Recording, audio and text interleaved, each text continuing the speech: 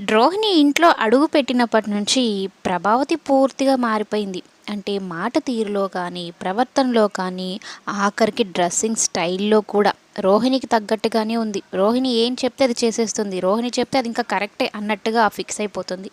అత్తయ్య గారు యోగా ఆసనాలు చేద్దాము ఆరోగ్యానికి చాలా మంచిది అని చెప్పని ఇక ప్రభావతితో కూడా ఆసనాలు వేయిస్తూ ఉంటుంది. ఇక సడన్‌గా సత్యం చూసి, ఇదేంటి గ్రహాంతర జంతువులాగుంది, ఇది నా భార్యేనా అన్నట్టు ఆశ్చర్యపోయి చూస్తాడు. అదేంటండి అలా అంటున్నారు అనేసి అంటూ ఉంటే, మామయ్య గారు ఆసనాలు వేస్తే ఆరోగ్యానికి మంచిది అని రోహిణి చెప్తూ ఉంటే, మంచిదేనమ్మా కానీ వెయ్యాల్సిన పద్ధతిలో కాకుండా ఇంకేదో ఒక రకంగా వేస్తే రోగాసనాలు అవుతాయి అవి. అలాంటి కష్టమైన పనులు మీ అత్తయ్యతో చేయించకమ్మా అన్నట్టు రోహిణికి తిట్టినట్టు కాదు, అట్లా మంచిగా చెప్పినట్టు కాకుండా సత్యం తన వేరే స్టైల్‌లో చెప్తాడు.